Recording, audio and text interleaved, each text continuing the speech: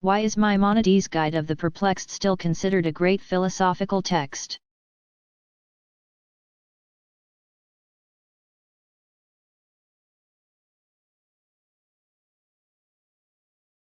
Maimonides, 1135–1204, addresses his guide to contemporary educated men who were intellectually torn between the claims of Greek science and religion. Maimonides' intention in writing seems to be to help his readers understand philosophy without giving up their religion. To weed out or not upset readers who lack the mental firepower to follow his reasoning. He said that he deliberately scattered Aristotelian insights throughout the text, instead of putting those together that first occurred together. He often stated both a position and its opposite. In other words, Maimonides' first step toward guiding those already confused was to deepen their confusion. But because Maimonides deepened existing confusion so brilliantly, his Guide of the Perplexed has attracted lasting scholarly disputation.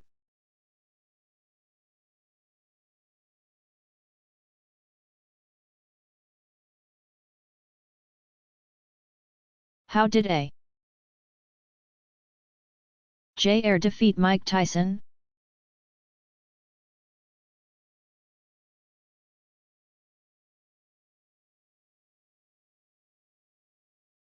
This is an oft-told story that those who knew Ayer said sounded exactly like him. When, at the age of 77, Ayer was a visiting professor at Bard College in 1987. He went to a party hosted by fashion designer Fernando Sanchez. Ayer noticed that the professional heavyweight boxer Mike Tyson was annoying model Naomi Campbell. Ayer told Tyson to back off, and Tyson responded, "Do you know who the fuck I am? I'm the heavyweight champion of the world." Ayer shot back, "And I am the former Wickham professor of logic. We are both preeminent in our field. I suggest that we talk about this like rational men." Ayer and Tyson did have a conversation, and Naomi Campbell, who was not yet famous, took advantage of this diversion to elude them both. What was AJ?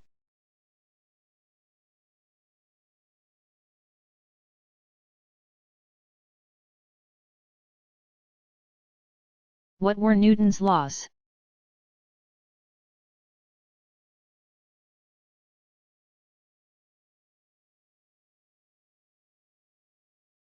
Newton, 1642–1727, is famous for three laws of motion and the universal law of gravitation, as follows. Every body continues in rest or uniform motion in a straight line unless an external force compels a change. This is the law of inertia. A change in motion is proportional to the force impressed and occurs in the direction of the straight line in which the force is impressed. F equals ma, or force equals mass multiplied by acceleration. To every action there is an opposite and equal reaction. Newton's general law of gravity stated that every particle of matter in the universe attracts every other particle of matter with a force that varies directly as the product of their masses and varies inversely as the square of the distance between the particles.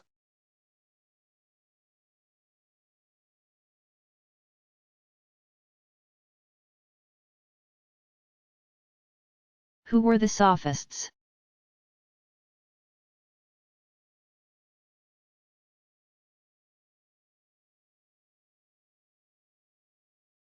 In the 5th and early 4th centuries B.C.E.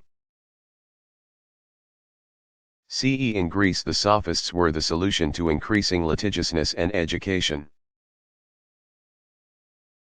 If you can imagine a professional who is a cross between a lawyer and a self-help coach, that would be a good description of a sophist. The sophists put on public exhibitions for pay to teach Greek citizens how to succeed in their public and civic lives. They were constantly on tour, and some became very famous. Intellectually, the sophists were a cross between pragmatists. In the common sense use of this term, not the philosophical one, and relativists. In our day, a pragmatist is someone practical who is motivated by results, rather than highfalutin principles or abstract theories. And a relativist is someone who believes that there are no absolute truths or universal values, but simply what seems to be the case for individuals, and what they desire.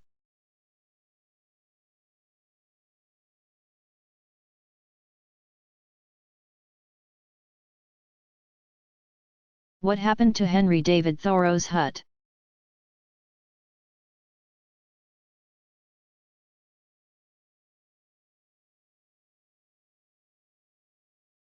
A replica of Thoreau's hut can now be visited. It is adjacent to Walden Pond near Concord, Massachusetts. Visitors can also walk around that 3-mile circumference, across which Thoreau wrote that he liked to have big conversations with his guests. But none of this is the real thing. After Thoreau left his hut to stay at Ralph Waldo Emerson's, 1803–1882, house, it was moved around Brooks Clark Farm as a structure for storing corn. It was finally placed in the northwest pasture of the farm to memorialize Thoreau and left there until 1867. Although the windows were gone by then. In 1868, the roof was taken off to cover a pig yard. And in 1885 the floor and some other wood from the hut were used to make a shed off the barn. The remainder of the hut was then taken apart to replace planks in the barn. Others say that these boards were used to remodel the farmhouse, to build a broad community and support democratic social interactions through writing and public speaking. But both Thoreau's privileged love of nature and the pragmatist's more common touch represent a cultural sea change from much of the thought discussed in the salons, drawing rooms, and formal church-like architectural settings of Europe.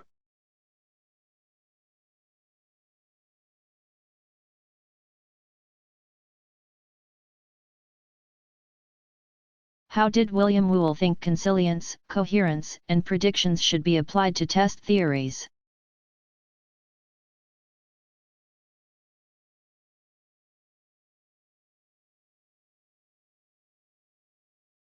Scientific theories must withstand the tests of consilience, coherence, and prediction. Consilience refers to new kinds of cases confirming the theory. A theory's coherence is its ability to explain new kinds of facts. The theory's coherence ought to increase over time. Predictions should turn out to be accurate. Once they have withstood such tests, theories and basic scientific principles become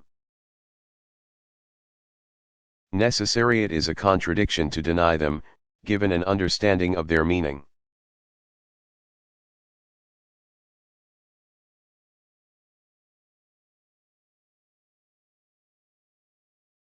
Why was John Stuart Mill important?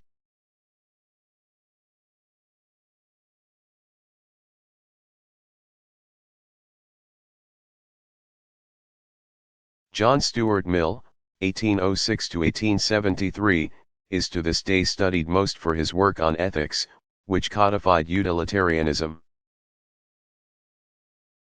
One of the three major philosophical moral systems, along with virtue ethics and deontology.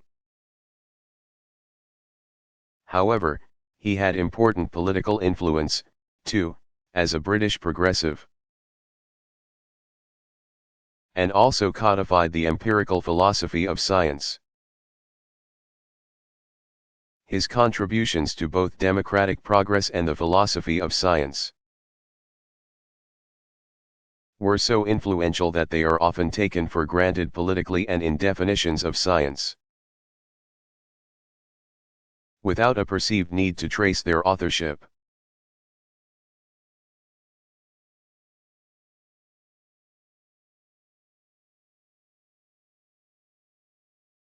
What was Immanuel Kant's moral system?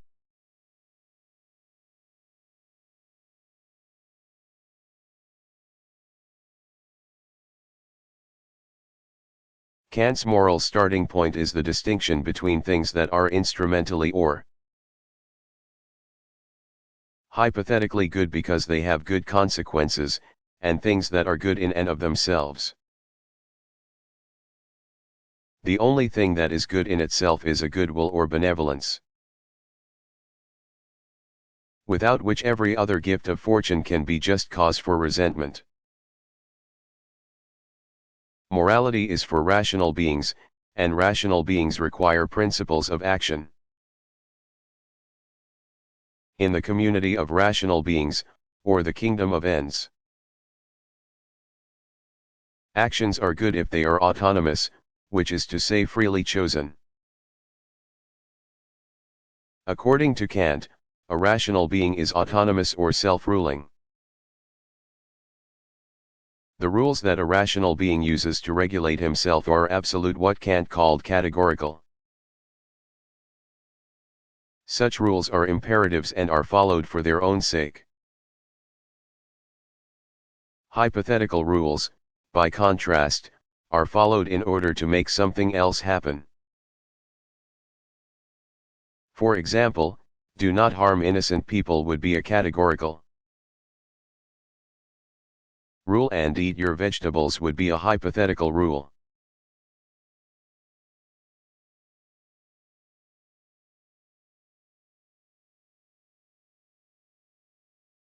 Who was Paul Feyerabend?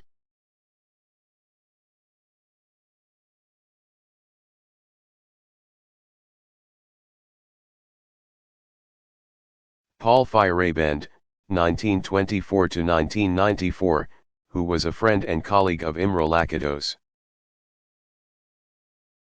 1922 to 1974, is famous for his anarchist view of science. He was born in Vienna, Austria, and served in the German army during World War II, sustaining a bullet to the spine. After the war, he studied at the London School of Economics, with Karl Popper, 1902 to 1994, as his advisor.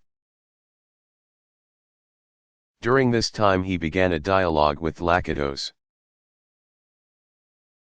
taking a stand against Lakatos' rationalist scientific project. But publication of this joint work was curtailed by Lakatos' death. Feyerabend had a lifelong interest in theater and opera and taught at the University of California at Berkeley after 1958. Feyerabend's main writings include Against Method, Outline of an Anarchistic Theory of Knowledge, 1975, Science in a Free Society, 1978, Realism, Rationalism and Scientific Method, Philosophical Papers, Volume 1, 1981, Problems of Empiricism. Philosophical Papers, Volume 2, 1981, and the recklessly titled Farewell to Reason, 1987. His autobiography is Killing Time, The Autobiography of Paul Feyerabend, 1995.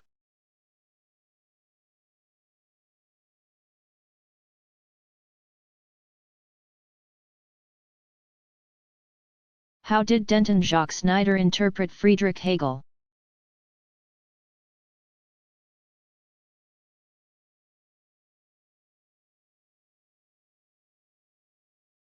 Denton Jacques Snyder, 1841–1925, thought that Friedrich Hegel, 1770–1831, in the Lectures on the History of Philosophy, Berlin, 1820, and published as The Philosophy of History in 1858, was not able to achieve a full system of thought,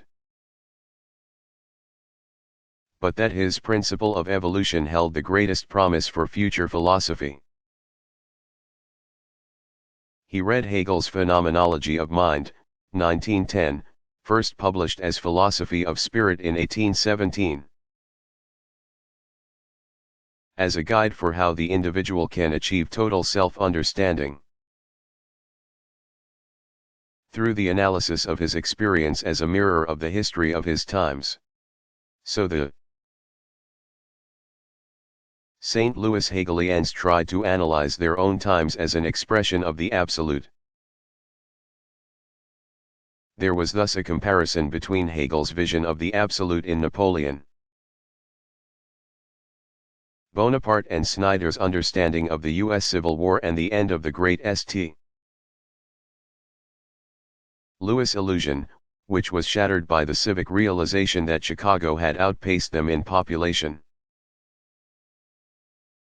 Snyder's insight that Hegel's Phenomenology of Mind is a book written in a romantic style, which destroys romanticism, has been considered subtle and sophisticated by his commentators. He meant by this that Hegel had a grand project but ran out of optimism about human history and the absolute itself.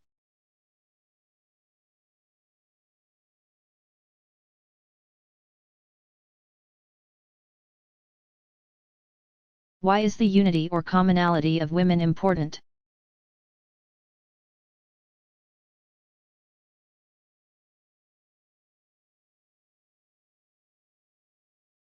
Although the entire world knows which human beings are women and not men. If feminists cannot agree on this matter, then it is not clear how feminism can advocate for the well-being of women. Third world, poor, and racially marginalized women need the support of first world women,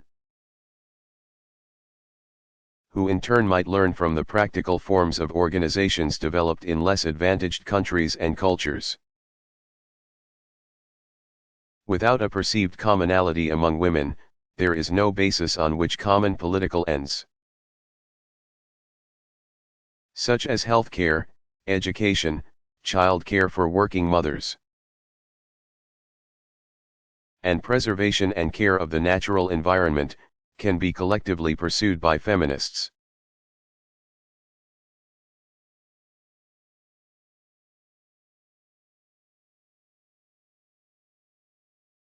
Did Anselm face objections to his ontological argument?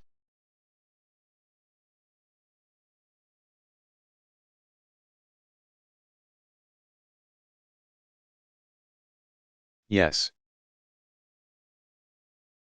Also, different forms of Saint Anselm's, 1033–1109, argument kept popping up in the history of philosophy after Anselm died, as did different objections to it.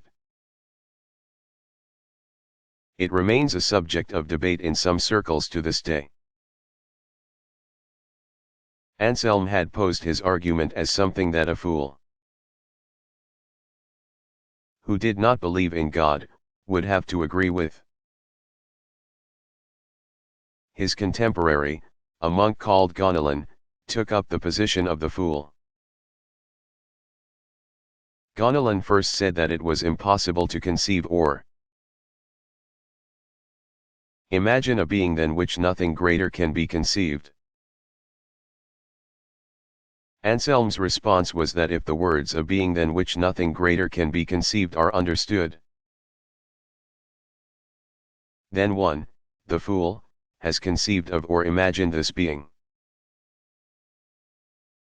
And because this being is so great and existence or being is greater than non-existence or non-being, the being exists.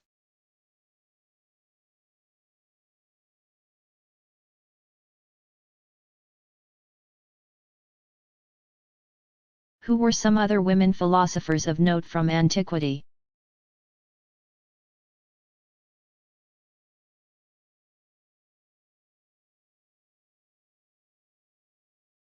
In the 3rd century c. E. Julia Domna, the wife of the Roman Emperor Septimius, supported a group of Stoic philosophers, studied with them, and helped them flourish. In the 4th century, Macrina preserved Greek philosophy after her family was persecuted by Christians.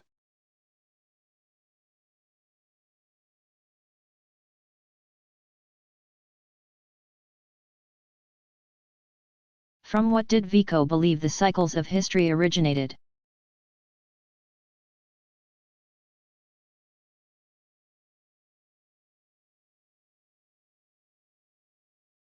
Vico thought that God ordained the cycles of history in his divine providence.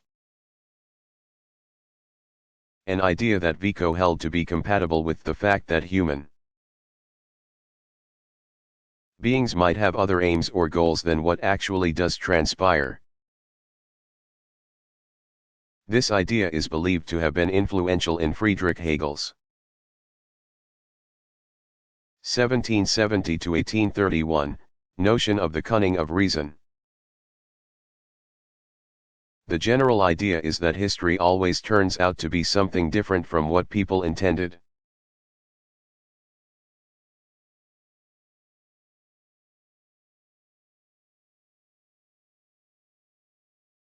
Who was Gotthold Lessing?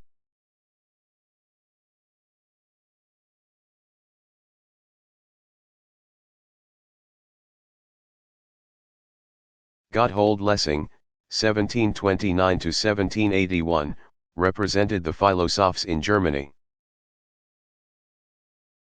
which was a difficult task, owing to the conservatism and strict censorship there.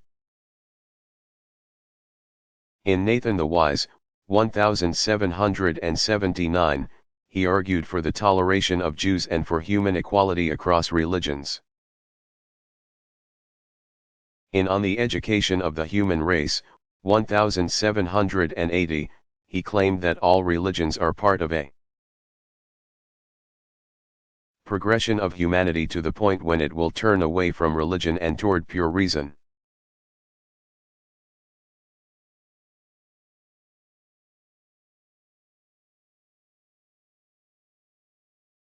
What was Alfred North Whitehead's process philosophy?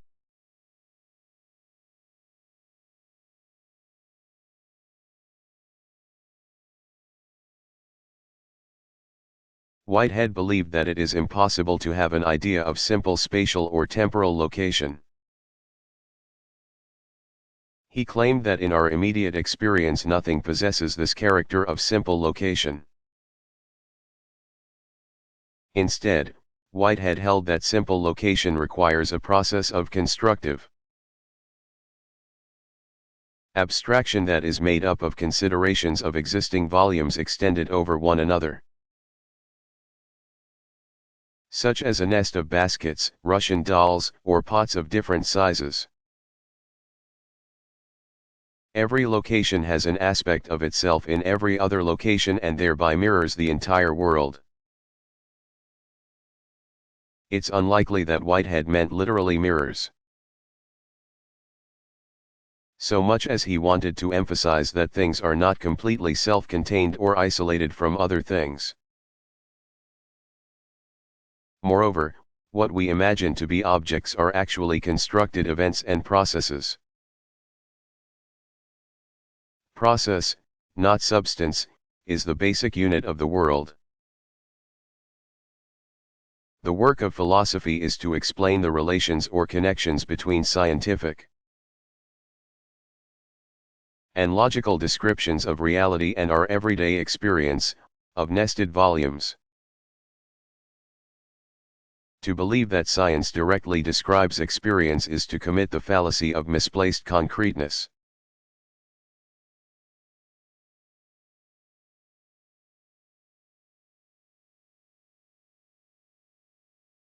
What was Peter Kropotkin's view of Darwinism in society?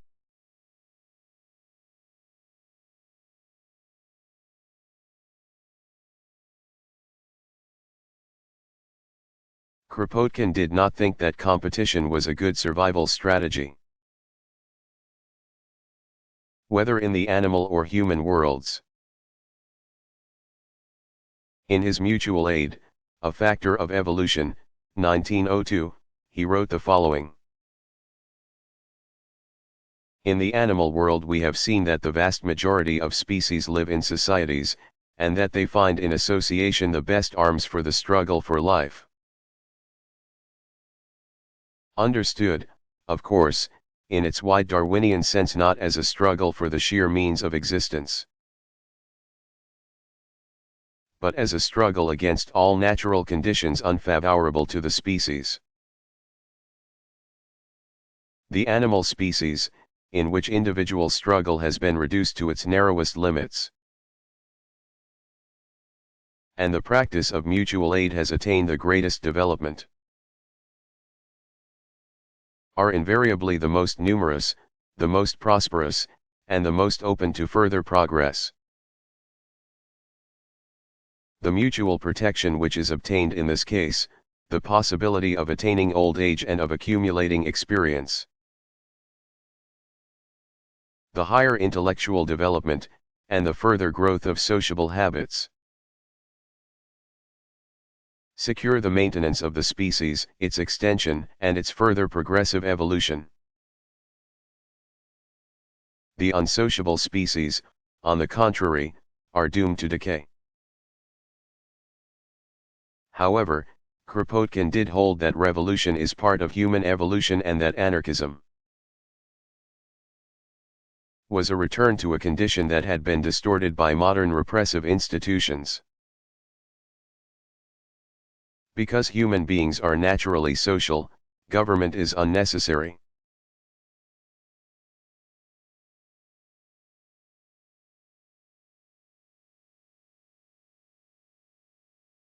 What is Noam Chomsky's own theory of language?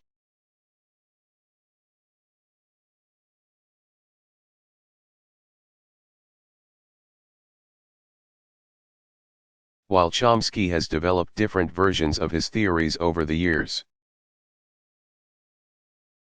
often abandoning his own followers of previous versions, most commentators agree that overall themes and trends in his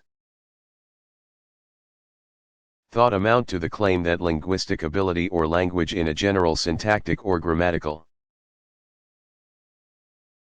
sense is hardwired into the human brain as a physical structure enabling a linguistic faculty. Chomsky has posited a universal grammar that limits the group of possible human languages. In philosophical terms, this is a rationalist, rather than an empiricist, approach to language. Thus, in Cartesian Linguistics, 1966, Chomsky clearly stated, in affinity with René Descartes, 1596–1650, that human language is innate and that human beings universally share this capacity. It should be noted, however, that Chomsky is a materialist concerning mental activity, whereas Descartes believed that the mind was a non-material substance.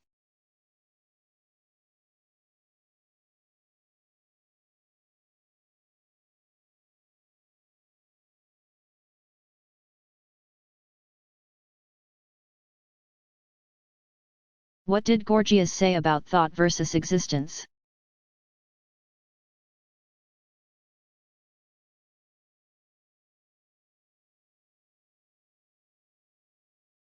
Gorgias of Leontini in Sicily, c.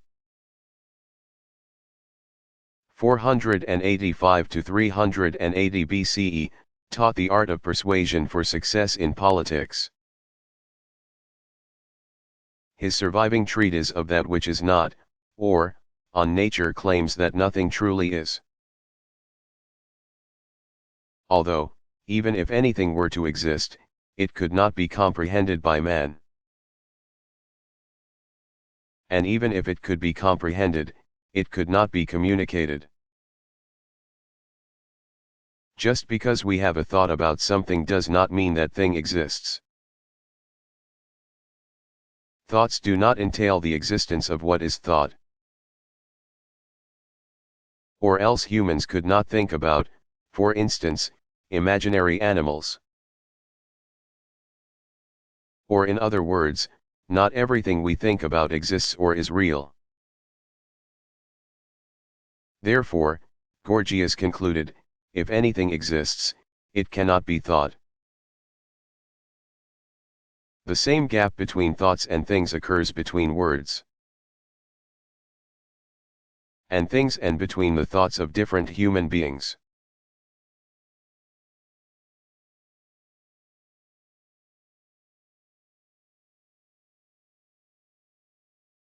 How did Spinoza consider good and evil?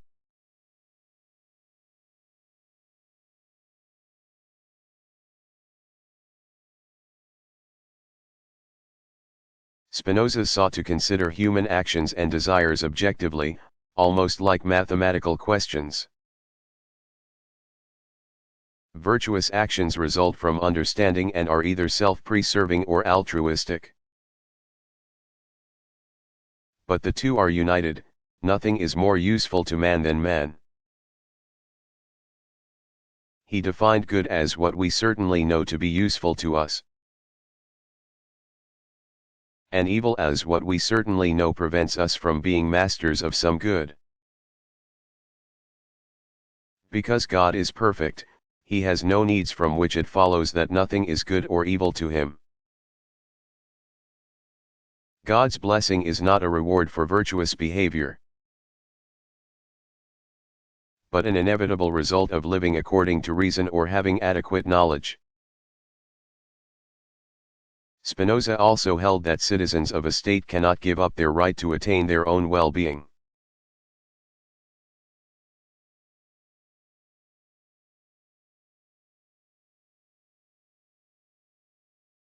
Did Mikhail Bakunin get along with Karl Marx?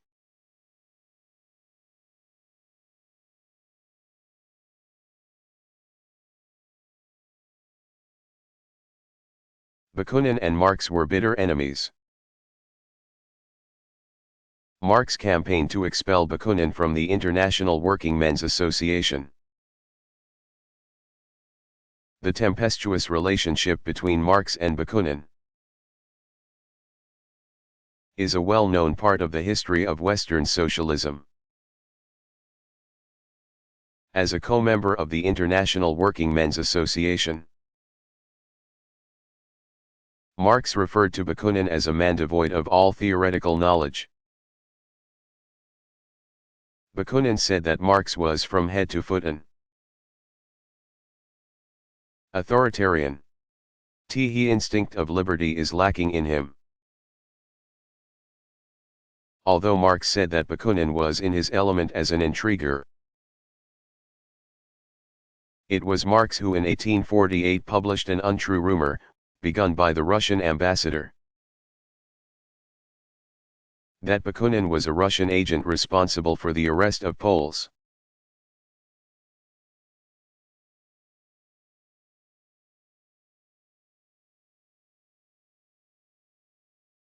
How did the Pyrrhonic skeptics alleviate dogmatism?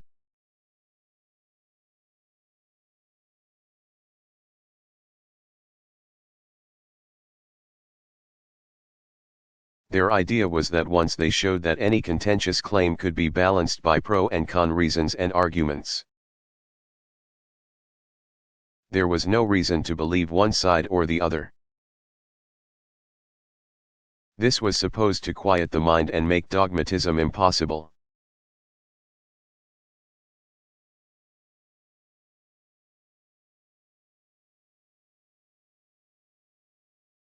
What was Greek wisdom?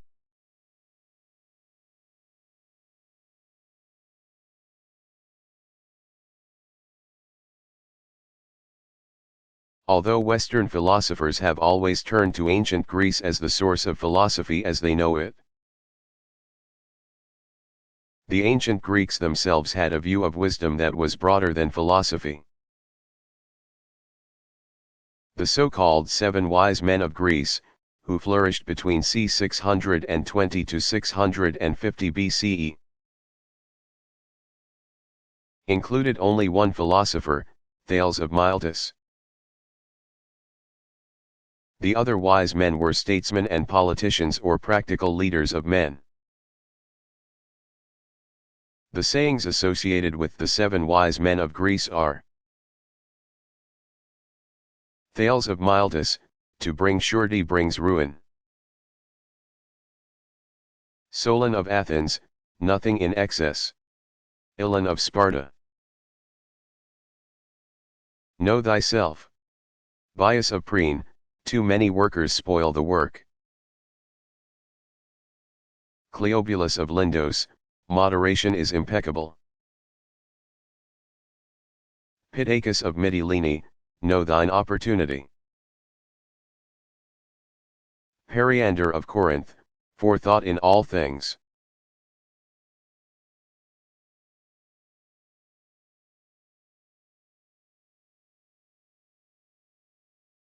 What are the distinctive methods of postmodern philosophy?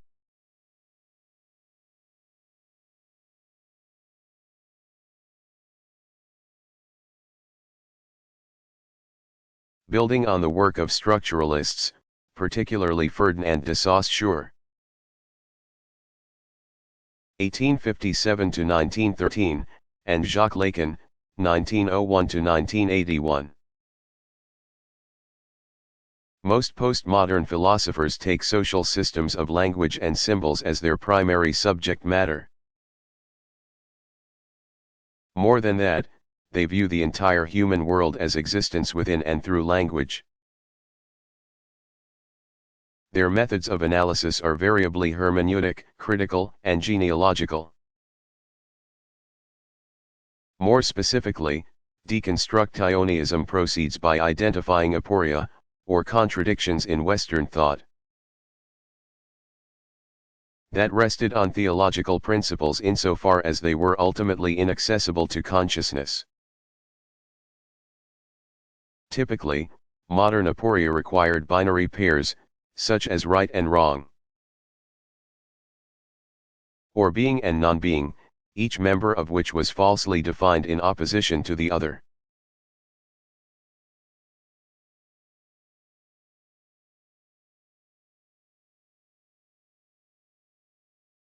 What was Richard Rorty's view of truth?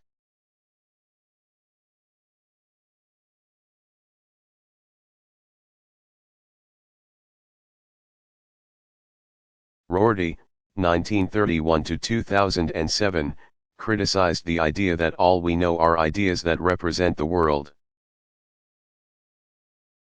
Or representationalism, he also challenged the special intellectual role of philosophers. He thought that true is just an honorific term used within linguistic and knowledge communities to mean justified to the hilt. Rorty called this epistemological position liberal ironism because it rested on ideals of human freedom. He thought that commitment alone is adequate justification for belief. This view led Rorty into relativism.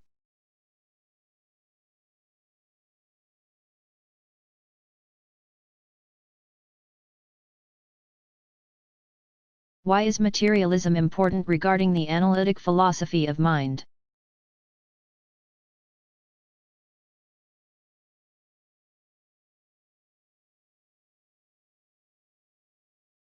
Whether the mind is equated with the physical brain or held to be closely connected to it.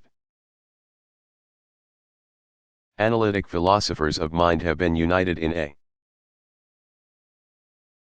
materialist view since Gilbert Ryle, 1900 to 1976, wrote The Concept of Mind, 1949.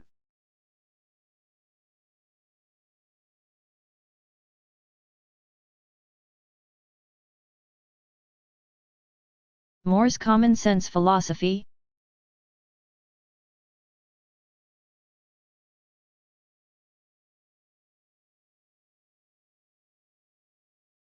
More made a distinction between what philosophers claim and what ordinary people believe.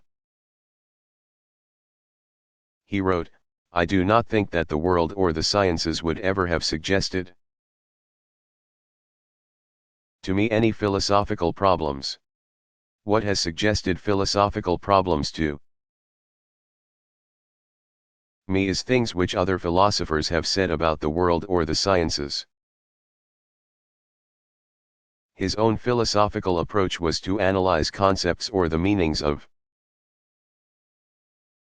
words by determining the difference between any one concept before the mind or under consideration as an object of thought, and other concepts. In his writing, More demonstrated a methodical and thorough style of analysis. It was this calm, painstaking clarity that established his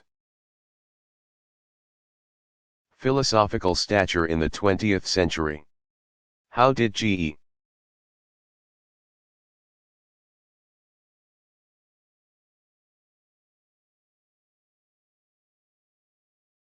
How were Joseph Marie de Maistre ideas similar to Edmund Burke's?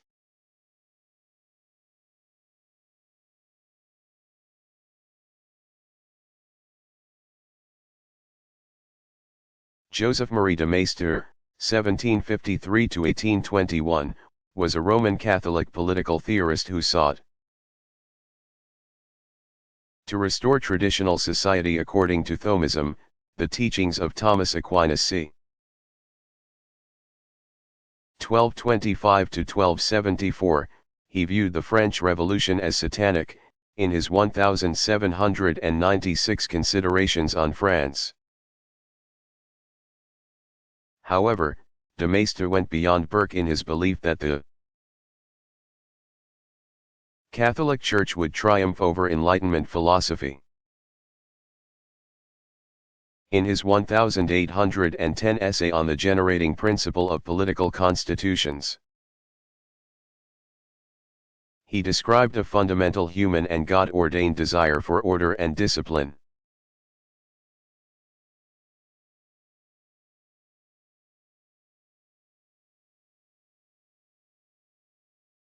What were Burke's main ideas in political theory?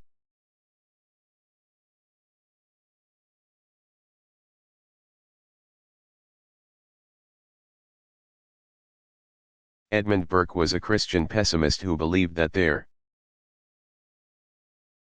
was real evil in the world and that inequality was inevitable. According to Burke, the best prospect for human society was to cling to traditions and customs that had proved their stability over generations.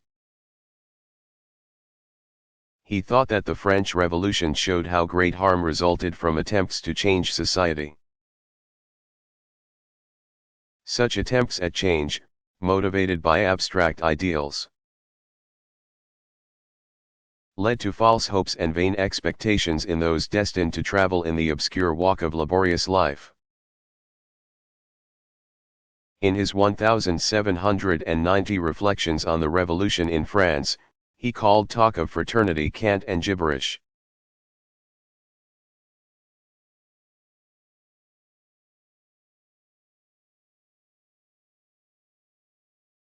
What were the emotional conditions in Søren Kierkegaard's life?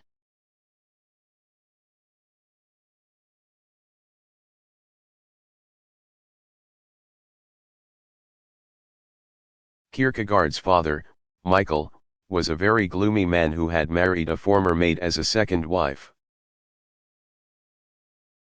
He felt himself under a cloud of God's wrath and expected punishment through his children predeceasing him. 5 of them did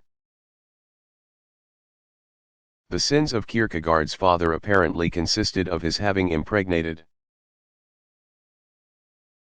his wife before they were married and in cursing God during severe weather as a 10-year-old shepherd. He later became well off as a wool merchant. Kierkegaard was sickly as a boy, but he could reduce larger boys to tears with his sarcasm and mockery. At the University of Copenhagen, he did not find Hegelianism congenial because it did not address a truth which is true for me, to find the idea for which I can live and die. The religion of Lutheranism did not speak to him, either. And for a while he indulged in expensive food and drink and wore fashionable clothes, because he believed that immediate pleasure was the most important thing. But his father's despair haunted him and became his own. Kierkegaard was intending to become a pastor when he became engaged to Regine Olsen in 1841. He had met her when she was 14, 3 years earlier, and they were deeply in love. But Kierkegaard broke off the engagement, and she subsequently married her tutor, Frederick Schlegel, who became governor of the Danish West Indies.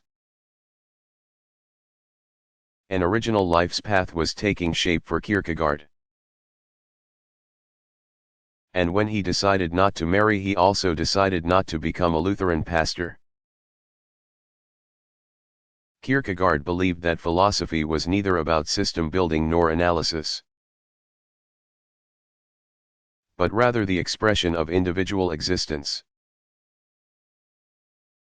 He had no respect for professors because he did not think there was any way they could comprehend his subjectivity. Kierkegaard's most important works were all written in the 1840s, either or, A Fragment of Life. 1843, Fear and Trembling, 1843, The Concept of Dread, 1844, Philosophical Fragments. 1844, Concluding Unscientific Postscript, 1846, and The Sickness unto Death, 1849.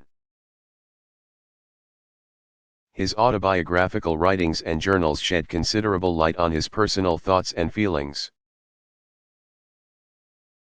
Nonetheless, it was not his intention to disclose everything.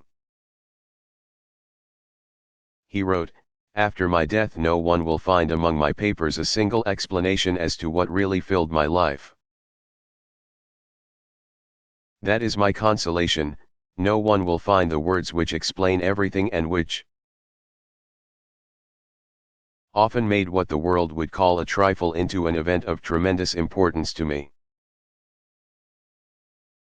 And what I look upon as something insignificant when I take away the secret gloss which explains it all." When Kierkegaard was near death he refused a pastor's sacrament, remarking, "Pastors are royal officials have nothing to do with Christianity." His epitaph read, as he had requested, "That individual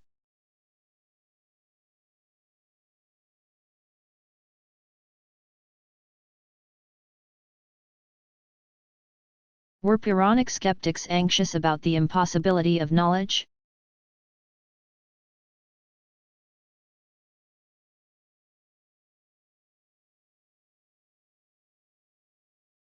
No.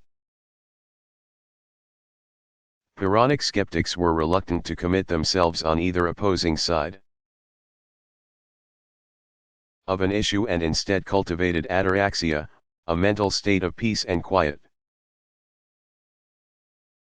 Pyrrhonic skepticism was supposed to be a cure for the disease of dogmatism in which Positions on truths that were not evident were taken up and defended, causing distress. 3rd century Puranists organized this process into sets of 2, 5, or 10 tropes, each one of which suggested how to suspend judgments about matters that went beyond appearances.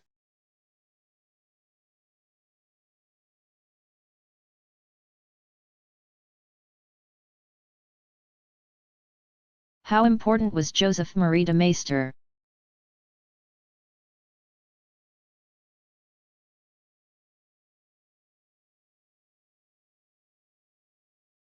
In his Freedom and its Betrayal, philosopher and historian Isaiah Berlin,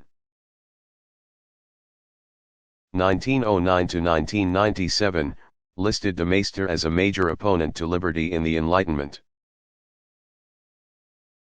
In the 19th century, French literary critic Émile Faguet, 1847 to 1916, described de Maistre as a fierce absolutist, a furious theocrat, an intransigent legitimist, apostle of a monstrous trinity composed of Pope, King and hangman, always and everywhere the champion of the hardest, narrowest, and most inflexible dogmatism. A dark figure out of the Middle Ages, part learned doctor, part inquisitor, part executioner.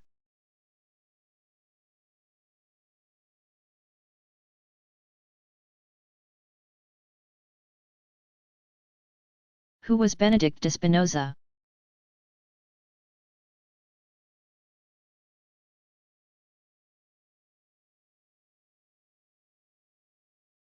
Benedict, Baruch, de Spinoza, 1632 to 1677, stands out as a loner among 17th-century thinkers. He was excommunicated from the Jewish community in Amsterdam for his unorthodox ideas. After that, he had few contacts with other Jews. But because he was a Jew, his Dutch acquaintances were not friendly to him. In 1660, he moved from Amsterdam to Ravensburg and then to Voorburg.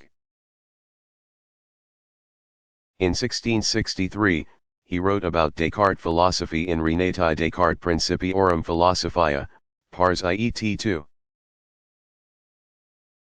His Tractatus Theologico-Politicus was published anonymously in 1670. He was then offered the chair of philosophy at Heidelberg University, in 1673. But he turned it down because he did not want to jeopardize his peace of mind. He thought that academics were constantly arguing among themselves and engaging in petty disputes and grudges. He knew Gottfried Leibniz, 1646 to 1716, and corresponded with the Royal Society members Henry Oldenburg and Christian Huygens. Spinoza's Ethics, 1677, was published after his death, as was his Tractatus de Intellectus Emendatione, 1677. That Spinoza preferred to think on his own, with little outside influence, made his work very distinctive. But it also was part of the reason for a prolonged lack of recognition of him as a philosopher.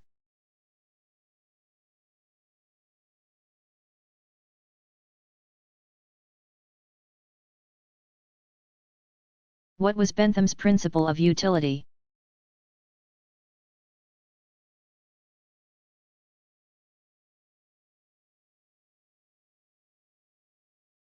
Jeremy Bentham intended it to guide legislators for the sake of reforming the legal system. He thought that legislators were too influenced by the principle of sympathy and antipathy, which he called ipsedixidism. They punished what they did not like, even if, as in the case of sexual transgressions, No one was harmed, and they failed to punish sources of great suffering. Bentham wanted legal obligations to be based on the goal of increasing happiness and lessening pain and suffering. This was his principle of utility. With this principle, no other value was necessary, and legal fictions could be abolished. Concerning rights, Bentham believed that they were nonsense upon stilts.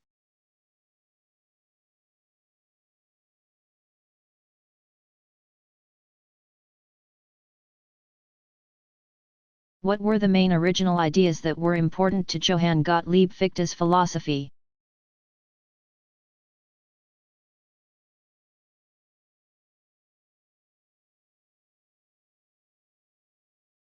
Fichte was opposed to what he called dogmatism, or the idea that there was an external world that was independent of human beings and what they valued. He thought that atheism, materialism, and determinism were the results of such beliefs in objective reality. And this was to the detriment of morality. Even Immanuel Kant's 1724–1804 system had a dogmatic strain in his positing of things in themselves, which could not be known. Fichte's solution to these problems of dogmatism was idealism. Mind creates everything.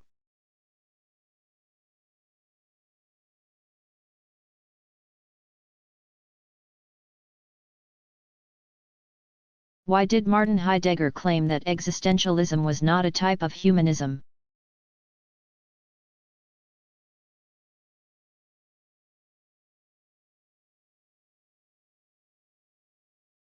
In going back to pre-Socratic thought, Heidegger concluded that the original concern of man,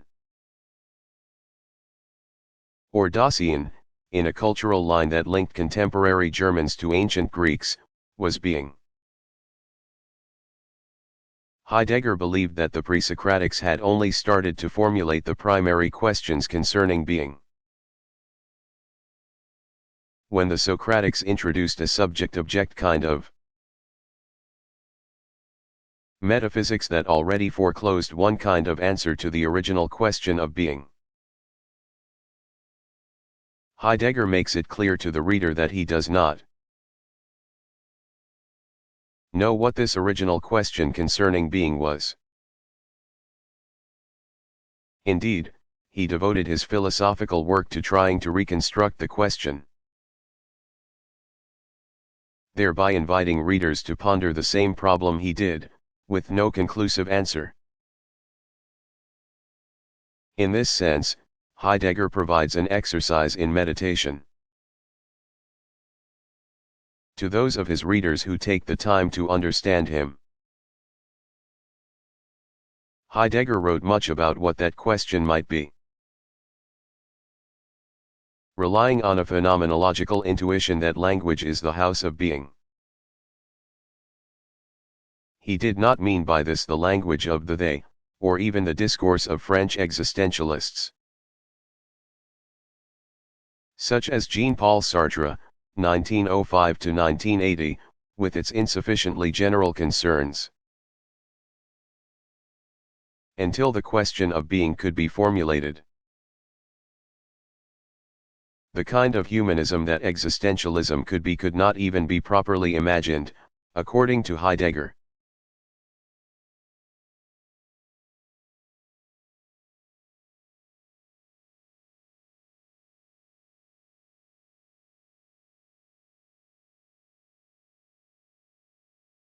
What was new in metaphysics and epistemology after logical positivism?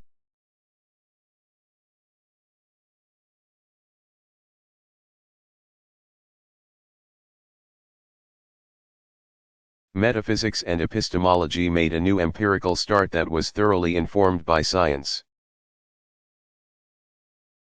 P. F. Strawson, 1919–2006, defended a common-sense metaphysics, and, like Wilfrid Sellars,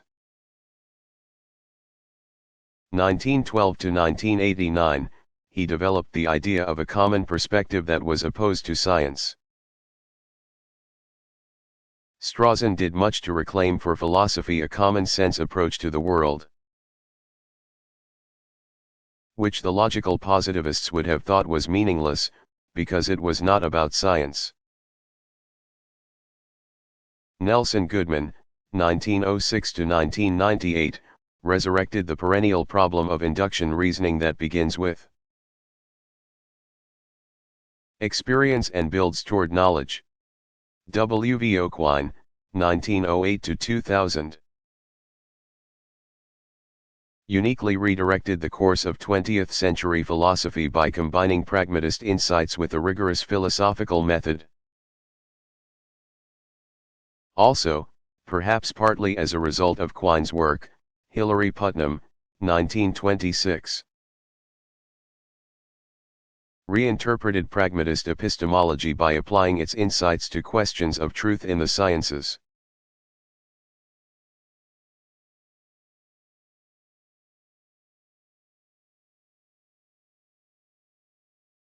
How did Sir Thomas More become a martyr?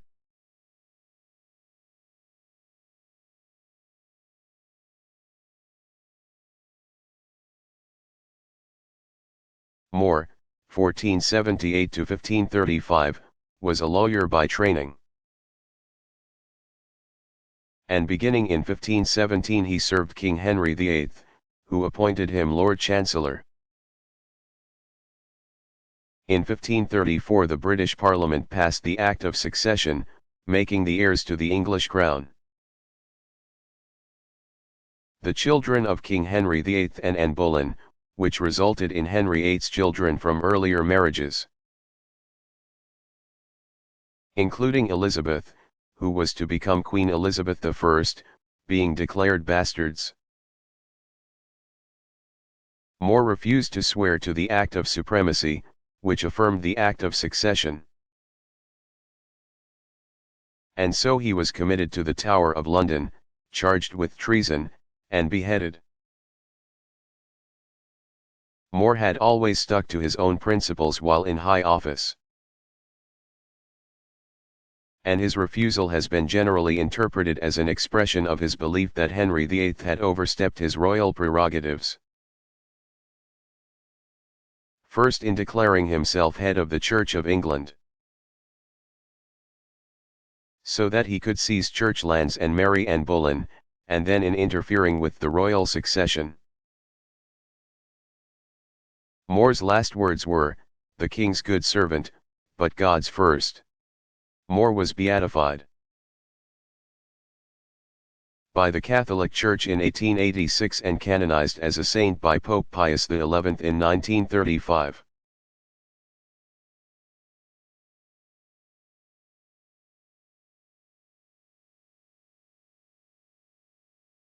What are some highlights of Johann Gottlieb Fichte's career?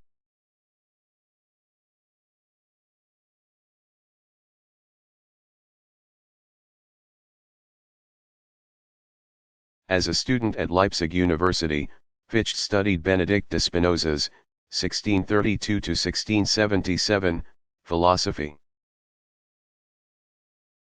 After he discovered Immanuel Kant, 1724 to 1804, he wrote an attempt at a critique of all revelation.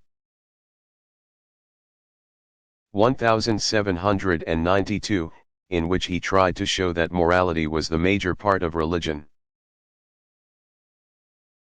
This was inspired by Kant's view that an understanding of morality requires an understanding of religion.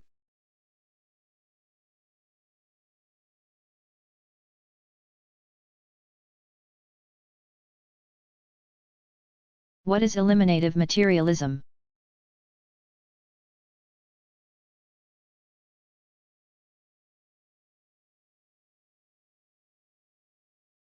Eliminative materialism is the doctrine, first proposed by Paul Feyerabend,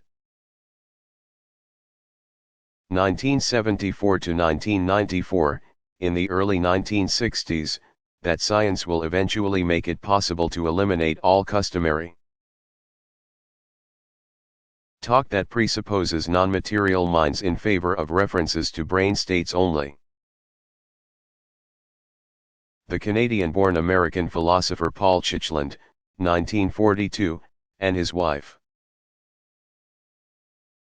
Patricia Chitchland, 1943, have developed this view into a distinct branch of philosophy of mind. The Chitchlands have held that our ordinary common sense theory of mind consisting of intentions, desires, and motives is mere folk psychology, which, like other folk beliefs, ought to be put aside in intellectual and scientific endeavors.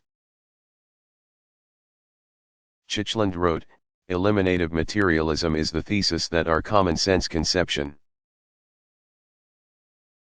of psychological phenomena constitutes a radically false theory. A theory so fundamentally defective that both the principles and the ontology of that theory will eventually be displaced, rather than smoothly reduced, by completed neuroscience." Principal publications by Paul Chitchland include Scientific Realism and the Plasticity of Mind, 1979. Eliminative Materialism and the Propositional Attitudes, published in the Journal of Philosophy in 1981. And the Engine of Reason, The Seat of the Soul, 1996, both Paul and Patricia penned on the contrary, 1998.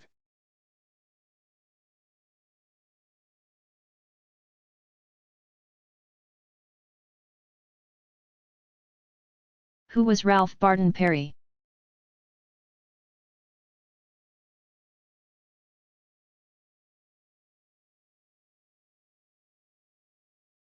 Ralph Barton Perry, 1876–1957, is best known for his theory of value and his realist views. But he received a 1936 Pulitzer Prize for his biography of his mentor and colleague, The Thought and Character of William James, 1935. Perry received his Ph.D. from Harvard in 1899 and taught there from 1902 to 1946. His main publications include a 1925 revision of Alfred Weber's History of Philosophy, The New Realism, 1912, General Theory of Value, 1926. Puritanism and Democracy, 1944, The Realms of Value, 1954, and The Humanity of Man, 1956.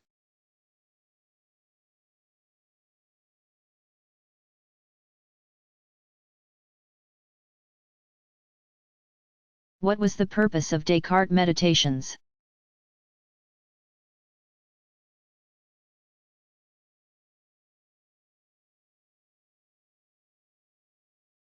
In his preface and introduction to Meditations on First Philosophy, 1641, Descartes said that his goal was to rationally prove the existence of God and the immortality of the soul. He claimed to be able to do that using his method of clear and distinct ideas, which would also enable him to create foundations of certainty for the sciences.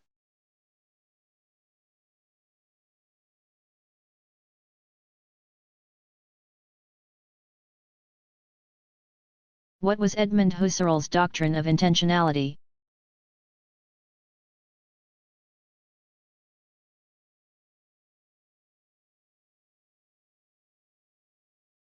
Husserl thought that the same objectivity of intentional objects that mathematical symbols have holds for all sorts of other objects, as well, including objects of perception and categorical objects, such as causal connections, states of affairs, and relations. When we describe an object, we have an intellectual intuition of it, or our intention is fulfilled. although in terms of what we do not know our intention of the object may be empty. At first, Husserl thought that what was given to us in consciousness was not the Kantian thing in itself. But he later claimed that in a manifold of appearances,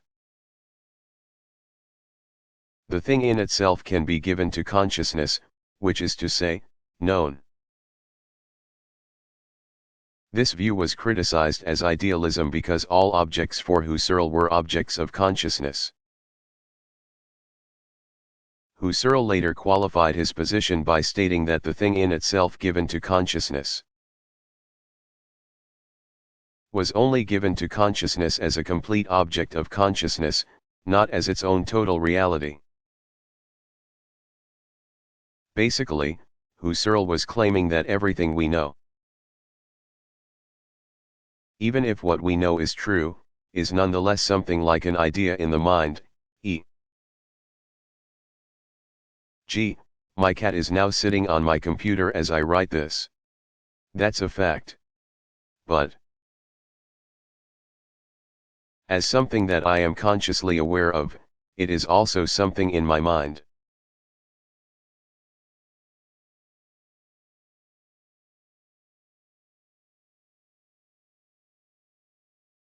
Has science removed all of the mystery of life?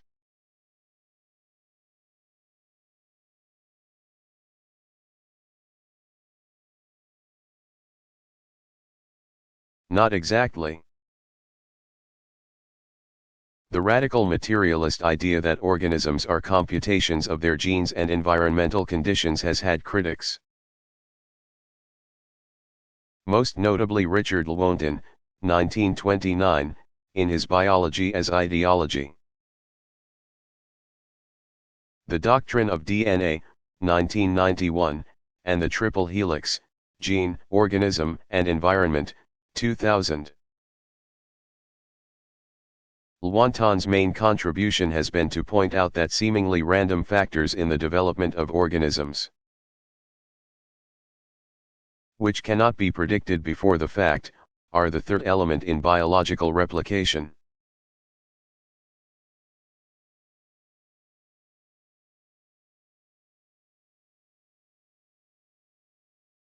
Who was Richard Rorty?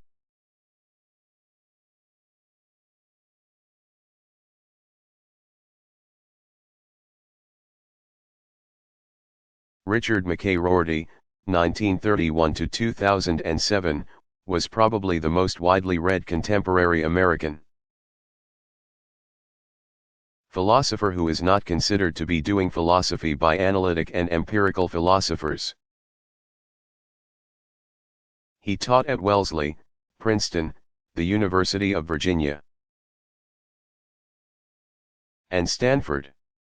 Rorty began as an analytic philosopher, arguing in favor of eliminative materialism. But with Philosophy and the Mirror of Nature, 1979, he began in the late 1970s to criticize analytic philosophy from a pragmatic perspective that drew on continental thought. As a neo-pragmatist, Rorty believed that most philosophical problems are illusions caused by language, that truth is a somewhat arbitrary and relative ideal, and that philosophy is just a literary genre. His main writings include Philosophy and the Mirror of Nature, Consequences of Pragmatism, 1982. Philosophy in History, 1985, Contingency, Irony, and Solidarity, 1989, Objectivity, Relativism and Truth. Philosophical Papers I, 1991, Essays on Heidegger and Others, Philosophical Papers II. 1991, Achieving Our Country, Leftist Thought in 20th Century America, 1998. Truth and Progress, Philosophical Papers 3, 1998, Philosophy and Social Hope, 2000, Against Bosses. Against Oligarchies, a conversation with Richard Rorty, 2002, The Future of Religion with Johnny Vattimo. 2005, and Philosophy as Cultural Politics, Philosophical Papers 4, 2007.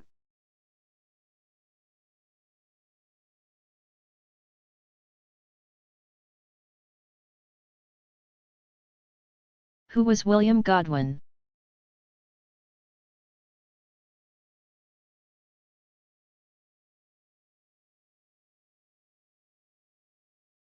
Mary Wollstonecraft's husband, William Godwin, 1756 to 1836.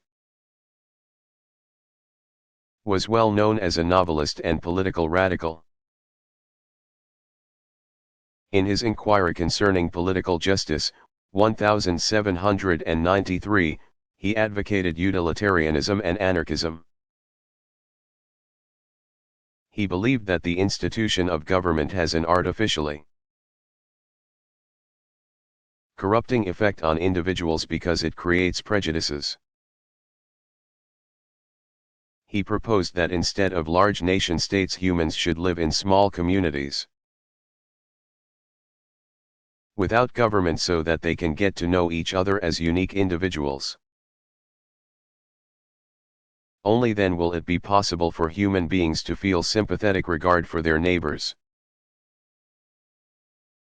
Godwin thought that, because there is no free will, there is no point in punishment. Virtue, according to Godwin, was based on sympathy. And sympathy motivates us to bring about the greatest happiness for the greatest number of human beings. Godwin had no use for other values beyond this happiness principle. He also thought that rights were unnecessary because sympathy could do the work of protecting everyone.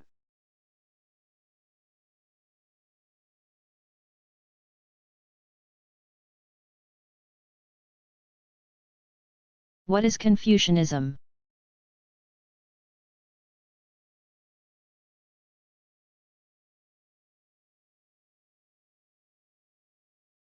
Confucius, 551 to 479 B. CE, was born in Shantung, China, where he advanced from poverty to an influential administrative post. He was a member of the Jew. The literal meaning of Jew is weaklings, a social group of ritualists and teachers. Confucius and his colleagues and followers became members of the Jew Chia, the school of the Jew. They sought to develop and restore traditional ideals of concern for all living things and reverence toward other human beings by determining and following proper rules of conduct. In 496 Confucius left his position to talk to rulers about the Jew Chia's doctrines. During a time when warlords were chaotically vying for control of the declining Zhou dynasty, he sought to import moral principles and the traditional virtues into government. Confucius' thoughts were put together by his pupils in the Lunyu, or Analects.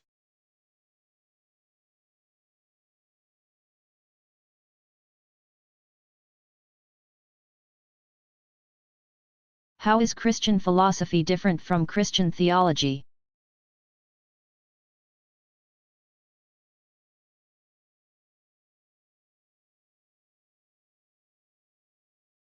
The main job of medieval Christian theologians was to intellectually work out the doctrine of the Catholic Church, without questioning its basic premises or the content of the religion that was based on the New Testament. The main job of medieval Christian philosophers was to explain how accepted knowledge that did not have Christian origins was compatible with Christian theology. This distinction was not made in the early church writings, such as those of Saint Augustine. What was St?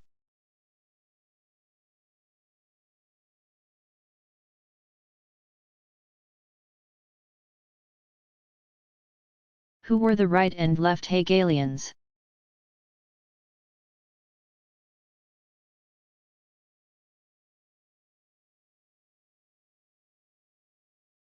Active interest in Friedrich Hegel's ideas died out soon after his death in 1843. But his influence has nonetheless continued in much 20th century thought.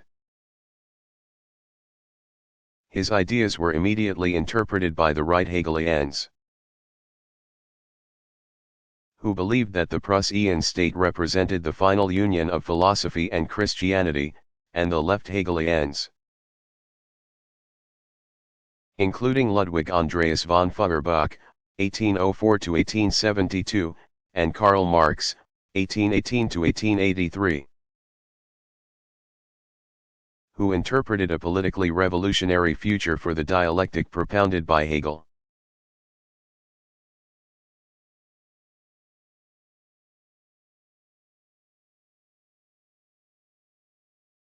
How is Confucianism relevant to contemporary Western philosophy?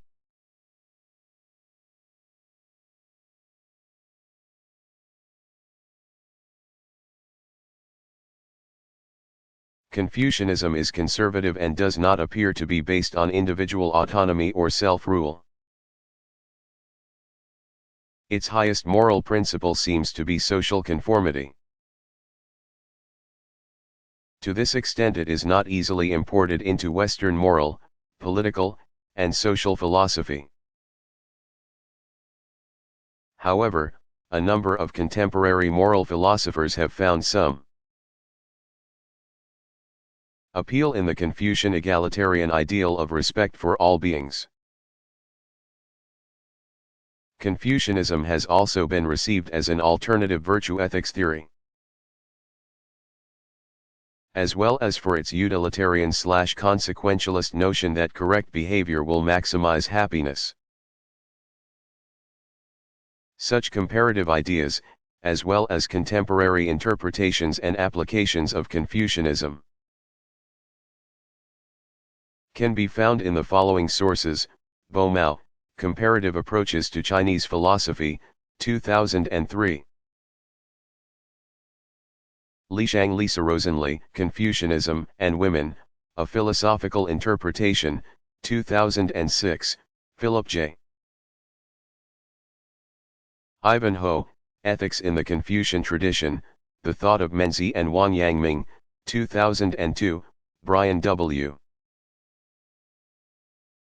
Van Norden, Confucius and the Analects, New Essays, 2002, and Kwang-Loi Shun and David B. Wang, Confucian Ethics, A Comparative Study of Self, Autonomy and Community, 2004.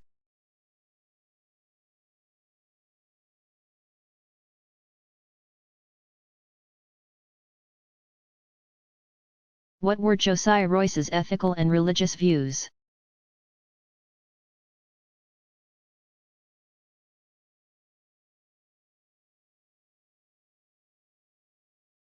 The primary virtue according to Royce was loyalty to loyalty. While some people are loyal to bad causes, only good causes could support the loyalty to themselves that constituted loyalty to loyalty. In Royce's interpretation of Christianity, the Church, sin, and atonement were united by God as Spirit. Royce's idea of the role of God as Spirit, in community, was perceived as addressing a neglected aspect of the doctrine of the Trinity. Christian religious history, in emphasizing God and Jesus, had often minimized the Holy Spirit. Although it should be noted that his emphasis on community is similar to Martin Buber's 1878–1965 description of how Judaism differs from Christianity.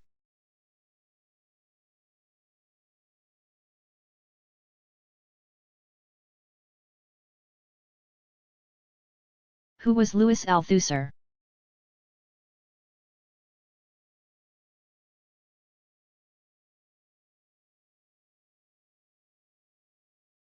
Louis Althusser, 1918 to 1990, was a philosopher who was also a member of the French Communist Party. He is known for Marx, 1965, Reading Capital, 1968, and especially Lenin and Philosophy and Other Essays, 1978. His main project was to derive from Karl Marx's, 1818 to 1883, writings a scientific system. He viewed science as governed by systems of concepts or problematics that set questions, evidence, and importance. Althusser argued that structures which express ideologies are self-perpetuating and not subject to changing historical forces, as Marx had claimed. Althusser killed his wife in 1980 and was committed to a psychiatric facility, thereby ending his academic career.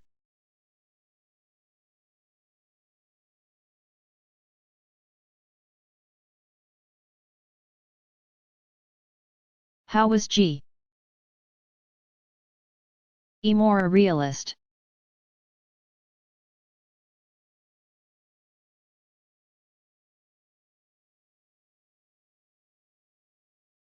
More was at times a naive realist and at other times a representative realist. All realists believe that there is a real, external world. Naive realists hold that we directly perceive objects in this world. Representative realists think that what we perceive are the effects of those objects on our organs of sense. Or, in other words, that what we perceive are not objects but sense data caused by real objects.